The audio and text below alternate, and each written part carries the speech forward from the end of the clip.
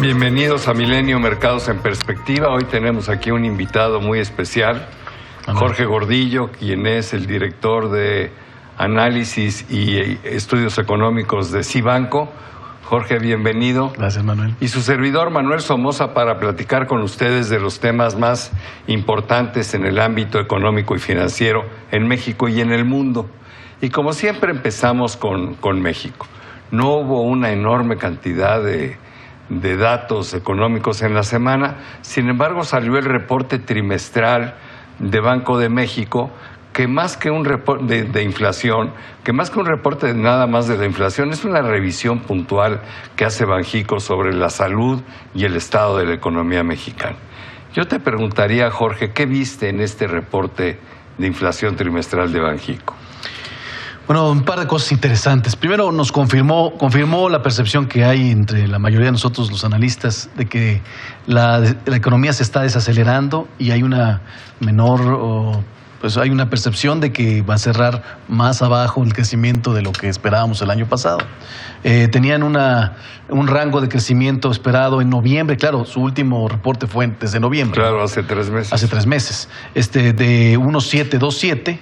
Y ahora ya lo bajaron a 1.222, o sea, bajaron 0.5 el crecimiento, y señalando los mismos riesgos que hemos dicho todos, esta manera como cerró la economía el año pasado, lo que ha sucedido en enero y febrero con el tema del desabasto de gasolina, con el tema de menor gasto público, cómo se está reconfigurando la administración pública nueva. También el tema de Tamaulipas y las huelgas con las maquiladoras, el cierre de las vías férreas en Michoacán, ¿no? Eso nos hace prever, y también al Banco de México, de que la economía va a empezar débil, va a empezar con crecimientos pequeños en el primer semestre del año. Y bueno, la medida cómo se componga el primer año del gobierno nuevo, ¿compensará o no? ¿O hasta dónde compensará? Esa es la incógnita para el cierre de este año, ¿no? Porque se habla de que pudiéramos tener un primer trimestre con crecimiento negativo, ¿no? Sí, puede ser incluso que podamos tener un crecimiento negativo trimestral, o sea, con respecto al trimestre anterior. En términos anuales, pues, alrededor de a lo mejor cercano al 1%, cuando veníamos creciendo más o menos al 2%, ¿no? Así es, sí. Lo que es lamentable es que el año pasado, y salió la cifra oficial la semana pasada, ¿no? Crecimos al casi 2%, y la mayor parte de las estimaciones, y ahora incluimos la de Banxico, pues están alrededor del 1.6%, y entonces yo no sé si coincidas conmigo. Tenemos un país donde hay una paradoja, ¿no?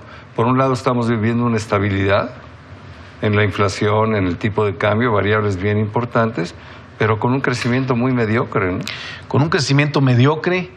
Y cuando el ciclo de la economía norteamericana está en la parte alta, o sea, deberíamos estar nosotros también en la parte alta, y no es el caso. Nos estamos adelantando una desaceleración por temas internos, por temas de cambio de gobierno.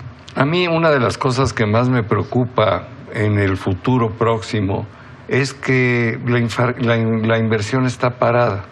Estuvo parada toda la segunda parte del 2018 y yo no veo que arranque la inversión. El gobierno ha tratado de acercarse a la iniciativa privada, por lo menos en las últimas 2 semanas. Veo discursos mejores, pero no veo en los hechos que se estén haciendo cosas sustantivas. La inversión extranjera directa, pues a mí me parece que está estancada, ¿no? Cuando me gustaría verla crecer, porque esa es la mejor inversión que podemos esperar. Es aquella que viene y compra el terreno y construye la planta y importa la maquinaria y contrata personal y se pone a trabajar y se pone a producir, se pone a exportar eventualmente, ¿no? Esa inversión la veo detenida.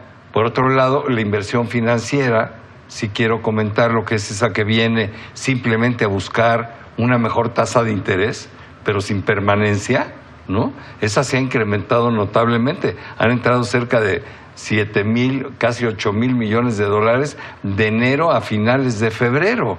Y esto, bueno, pues es importante porque no veíamos crecer esa inversión pues desde el 2014, ¿no? Digo, esto es interesante.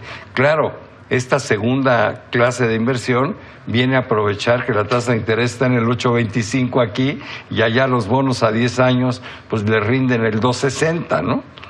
Entonces, no sé qué impresión tengas, pero hay que hacer algo para echar a andar la inversión directa, la inversión productiva, no la inversión financiera, ¿no? Oye, bienvenida, que venga, no me molesta. Exacto. Pero la que nos importa es la otra. Sí, por supuesto, es buena noticia que entre inversión, pero que sea financiera, pues no es todo lo que estamos de manera cómoda. Efectivamente, como dices, el discurso de la Reserva Federal en Estados Unidos de que se iba a ir más lento en aumentos de tasas de interés le incentivó a los inversionistas financieros para aprovechar diferenciales de tasas en todo el mundo, en los mercados emergentes.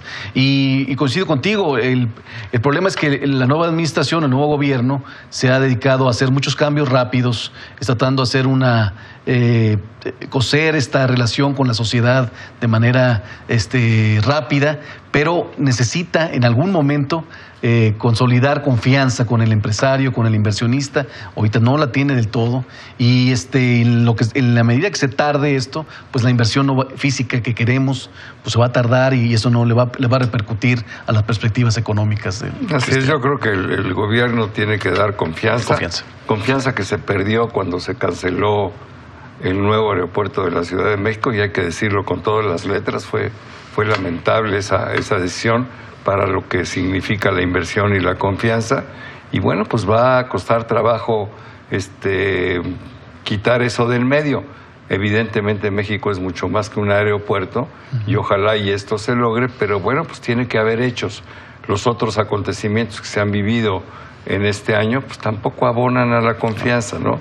Un poco la complacencia del gobierno con los profesores, por ejemplo, que ocasionaron pérdidas multimillonarias, el no haber ayudado a las maquiladoras en Tamaulipas, el discurso agresivísimo del director de la Comisión Federal de Electricidad contra los inversionistas que están construyéndole los ductos para que la CFE pueda operar. Son cosas que dice uno, pues a ver, eso no abona la confianza. Para que México crezca, creo que tiene que haber inversión pública productiva, además de la que se hace en el tema social, pero tiene que haber una comunión con la inversión privada, porque si no, pues nos vamos a seguir anclados en la mediocridad. Correcto. Jorge, tocaste el tema de Estados Unidos, que a mí me parece de la mayor importancia. ¿Cómo sientes esa economía? Lo que les pase a ellos nos va a pasar a nosotros. Siempre he dicho, si les va bien a ellos, a nosotros nos va también muy bien y viceversa. ¿Cómo sientes esa economía? ¿Crees que hay una probabilidad importante de que entrara en recesión o que la desaceleración este año fuera enorme? Yo no la veo. Fíjate que el año pasado empezaron a salir ciertos indicadores que denotaban que la economía norteamericana se estaba sobrecalentando. Y entonces empezó a haber esta discusión sobre si ya había llegado al fin de su ciclo, si iba a haber una desaceleración fuerte. Se juntó con esta posible guerra comercial con China, los temas que hemos visto de desaceleración en China, los problemas en Europa, todo se juntó y entonces vino un pesimismo muy fuerte a finales del año pasado y había una probabilidad entre los analistas de que entrara a Estados Unidos una recesión en casi el 60%. Esa percepción ha cambiado a principios de este año. Y esa fue la consecuencia del desastroso último trimestre para los mercados de bonos, para los mercados de acciones, para las bolsas, que además contagió al mundo entero. Contagió no solamente en el financiero, sino también los datos económicos en diciembre fueron malos. Pero los datos que están saliendo en enero no han sido tan malos. Algunos de febrero también son relativamente optimistas, que nos hace pensar que esa probabilidad, ya, por lo menos ya la percepción del analista ya bajó a la mitad. Ya en un 30% los analistas piensan que va a haber crisis. Nosotros no pensamos que sea el caso. A lo mejor sufrirá cierta desaceleración porque creció mucho el año pasado por el tema del estímulo fiscal que dio Donald Trump. Pero bueno, vamos a estar siguiendo todavía los datos para los siguientes meses y seguir muy de cerca esta negociación con China, que tenemos días optimistas, días no tanto. Esa es la clave, ¿no? Claro. Yo creo que si se llega a un acuerdo importante con China, pudiéramos ver mercados todavía muy alegres un rato más y una economía que va a crecer, pues no como en el 2018, no, pero pudiera acercarse. Si no se da el acuerdo con China, entonces sí, el crecimiento pudiera bajarse del 2.9 que fue y acaban de anunciar el año pasado, pues al 2.2 o 2.3%. Pero dime, se nos acaba el tiempo, ¿qué opinas de lo que dijo Jeremy Powell en las intervenciones que tuvo ante el Congreso esta semana? Pues y mira, sobre todo en lo referente a la tasa de interés. Bueno, se mostró, ha estado dando señales todo lo que va de este año, de que van a ser pacientes, que van a revisar mejor las cifras. Tienen más holgura de no acelerarse en la normalización de tasas de interés, porque la inflación ha bajado, ha cedido la preocupación de la tasa de desempleo.